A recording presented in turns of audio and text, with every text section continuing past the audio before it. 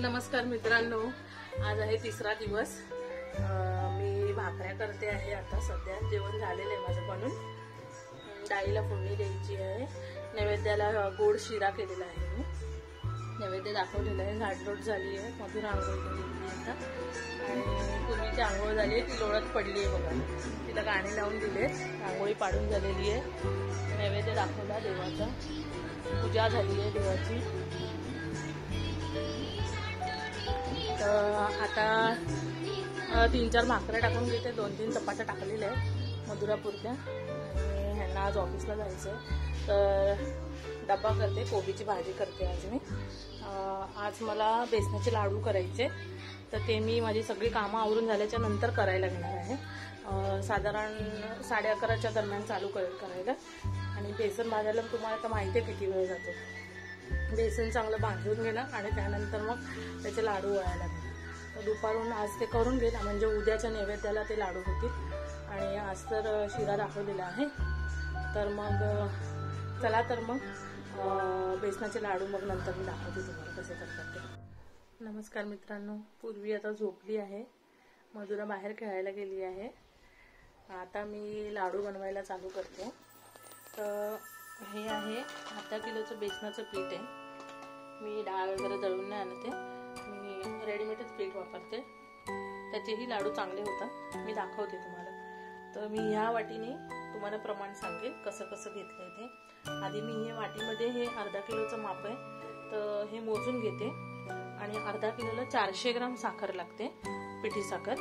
आणि 200 ग्रामच्या आसपास तूप, जे आपण वितळवून घेतलेलं असतं। घट्ट तूप घ्यायचं नाही, वितळवलेलं तुपाचं मेजरमेंट समजतं, कारण घट्ट तुपाचं कसं आकारमान जास्त असतं, त्यामुळे ते वजनाला पण जास्त वाटतं। आणि कसं करायचंय ते मी आता दाखवते तुम्हाला एक एक स्टेप। पहिलं आपण हे प्रमाणशीर त्याचं काढून घेऊया।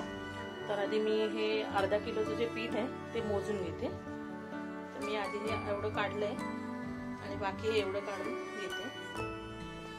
आता या फुल भरून 2 वाट्या झाल्या आणि ही तिसरी वाटी बघा थोडीशी कमी आहे। तर म्हणजे हे झालं अर्धा किलोचं प्रमाण आहे, 3 वाट्यांचं साधारण। आता ह्याला साधारण एवढी 2 आणि एवढी वाटी पिठी साखर घ्यायची आपल्याला, म्हणजे 100 ग्राम कमी असली। तर पिठी साखर मी 2 वाट्या ह्याच्याने घेतल्या आधी।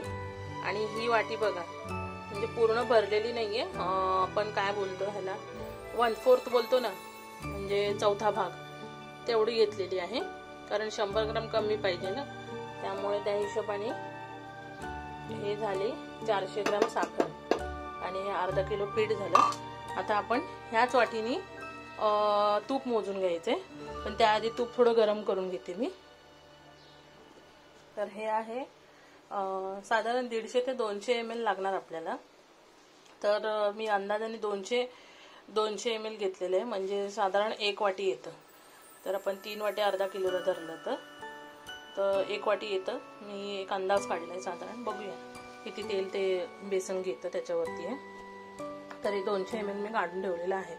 तर आधी मी अर्धी वाटी तूप घालते आणि मग बेसन घालून भाजायला घेते। तर चला मग अर्धी वाटी आधी घालते मी। मग थोडं थोडं लागेल ना, तसं तसं आपण घेऊया। अजून तेवढं घातलंय मी। आता बेसन पीठ घालते। आता एवढं तूप ठेवलेलं आहे मी, अर्धी वाटी अजून। आणि हे पीठ टाकलंय त्याच्यामध्ये आणि गॅस मंदच ठेवायचा, शेवटपर्यंत गॅस मंदच ठेवायचा आहे। आता आपण बेसन भाजायला सुरुवात करूया। सुरुवातीला तुम्हाला वाटेल की अरे पीठच आहे, अजून तूप लागेल, पण सुरुवातीला बेसन हे पीठ शोषून, बेसनाचं जे पीठ असतं ना ते तूप आधी शोषून घेणार। आणि जसं जसं पीठ भाजेल ना तसं तसं ते मग तूप रिलीज करणार, मग ते एकदम पातळ झाल्यासारखं वाटेल तुम्हाला। त्याला एक साधारण 20-25 मिनिटं तरी जातात हे होण्यासाठी। तर चला तर मग आता हे भाजायला सुरुवात करते मी। आता हे खूप टाइम कन्झ्युमिंग काम आहे, कंटिन्यूस ते हलवावं लागतं, नाही तर ते खाली चिपकलं की मग ते लाल होतं, मग ते कडवट लागतात लाडू, त्यामुळे ह्याला कंटिन्यूअस हलवावं लागतं. आणि अशी गोलच कढई घ्यायची त्याच्यासाठी, जेणेकरून ते पीठ सरसर सरकतं आणि पटापट ते आपण हलवू शकतो. तर पहिला हे सगळं मी फोडून घेते, व्यवस्थित एकजीव करते हे. आता बघा ह्याच्यामध्ये जवळपास आता मला वाटतं एक 15 मिनिटं होऊन गेलेले. 15 मिनिटांमध्ये मी एक साधारण 10 मिनिटं झाले ना जेव्हा बेसन परतून, त्यावेळेस मी त्याच्यामध्ये हे या तुपापैकी 4 चमचे, म्हणजे हा चमचा आहे माझा, या चमच्यानी 4 चमचे तूप घातलं परत. तर त्यानंतर आता अजून 5 मिनिटं झाली. तर या 5 मिनिटांमध्ये बघा आता हे असं दाणेदार होत चाललंय. आता ते हळूहळू हे तूप रिलीज करणार. ते आता चांगलं हलकं पण झालेलं आहे, तरी पण हे हलवतच राहायचं आहे. अजून एक 10-15 मिनिटांनी ते तूप चांगलं रिलीज करेल. आपल्याला त्यावेळेस जेव्हा वाटेल ना तरच आपण तूप घालायचं. आता घाई करायची नाही तूप घालायची. गॅस मंदच ठेवलेला आहे मी. तूप लगेच घालायचं नाही, अरे हा माझं पीठ अजून पण कोरडं वाटतंय असं म्हणून मग लगेच तूप घालायचं नाही. वेट करायचं, थोडं व्यवस्थित हलवायचं आहे. अजून 10 मिनिटं होऊ द्यायचे. आता याचा कलर पण छान लालसर थोडासा आलेला आहे कलर त्याला. हळूहळू ते होणार. आता शेवटी जेव्हा 10 मिनिटांनंतर आपल्याला जेव्हा वाटेल ना त्यावेळेस याच्यात थोडंसं अजून तूप घालूया.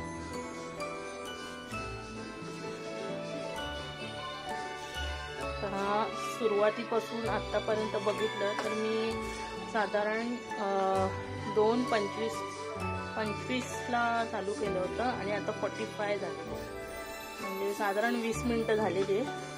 अजून एक 15 मिनिटं आरामात लागतील ह्याला व्यवस्थित भाजायला, कारण हे आपण गिरणीतून दळून आणलेलं नाहीये, हे रेडीमेड पीठ आहे ना, त्यामुळे ह्याला जरा जास्त वेळ लागतो. हे मी मागच्या वेळेस रेडीमेड पिठाचं केलं होतं ना, तर त्याला मला साधारण 40 मिनिट्स तरी गेलेच होते भाजायला व्यवस्थित. बरं चला आता थांबा. आता अजून 4 चमचे मी तूप घातलंय. आता बघा हे तूप पण व्यवस्थित झालंय. आता हे चांगलं घट्ट होतंय, दाणेदार होतंय. आता हे ना आपल्याला असं हे दाणे जे झालेले आहेत गोळे गोळे ते फोडत हे भाजायचं. आता गॅस अजूनही मंदच आहे. अजून एक साधारण 10 मिनिटं भाजलं ना की बस, मग हे ठेवून देऊया आपण मग. आणि पूर्ण थंड होऊ द्यायचं. पूर्ण म्हणजे एकदम असं थोडं कोमट झालं ते थंड होऊन की मग त्यात पिठी साखर घालायची. पिठी साखर ताबडतोब नाही घालायची, नाही तर ते पातळ होऊन त्याचं पाणी होऊन जाईल. तर वेट करावं लागतं, थोडं थंड होऊ द्यावं लागतं. मग पिठी साखर घालून व्यवस्थित मिक्स करून मग लाडू वळायला घ्यायचे त्याचे. आता बघा हे कसं दाणेदार झालंय, व्यवस्थित झालंय. आता बघा चांगलं तूप हे झालंय, त्याला मिक्स झालंय आणि बेसन पण छान भाजलं गेलंय. सुगंध पण छान सुटलाय त्याचा खमंगाचा. आता हे एका प्लेटीत काढून पसरून घेऊया, थंड व्हायला ठेवून देऊया. चांगलं भाजून झालंय. आता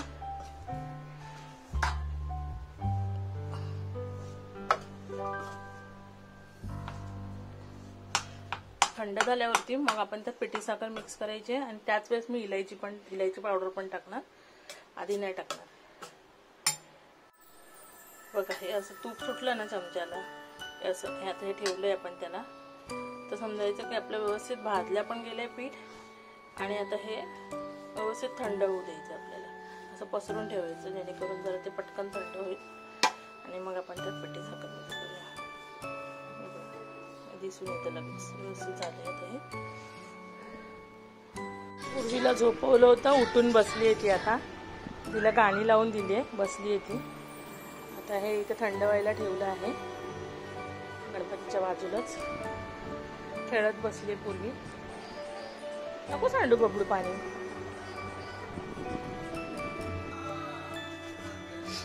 मी शेंगदाणे भाजले ते आधी वाटून घेते मिक्सरला. पूर्वीची खिमटी पण बनवायची मला, ते पण बनवून घेते. तोपर्यंत ते थंड होऊन जाईल. साधारण 1-1.5 तास तरी जातो ते बेसन थंड होण्यासाठी. तर आता हे पूर्णपणे थंड झालंय. पुन्हा एकदा असं व्यवस्थित कालून घेतलं. आता त्याच्यामध्ये साखर घालते मी. आणि लाडू वळायला घेते आता हे असं बघा, असं होतं ना, म्हणजे आता याचे लाडू वळवू शकतो आपण. दोन्ही हाताने व्यवस्थित साखर मिक्स केली त्यामध्ये. आता आपण लाडू वळूया याचे आणि मी याच्यावरती वळतानाच एक एक मनुके लावणार आहे. तर हे बघा, असे हे लाडू आता मी वळते. आता हे बघा, आणि ते तेवढे झालेत वळून. हे पीठ आहे, मी वळते ते लाडू. असं घ्यायचं हातावरती, असं गोल गोल फिरवायचं लाडूला. त्याच्याने काय होतं माहितीये, त्याला तूप सुटतं आपल्या हाताच्या गरमीनी आणि ते व्यवस्थित गोल आकार धरतात. हे बघा, तेवढे झालेत माझे. साधारण आतापर्यंत माझे ना 30 लाडू झालेत, अर्धा किलोचे. जास्त नाही मोठे केलेत मी, मीडियम साईजचे केलेत बघा असं. आणि त्याला मनुका लावलेला.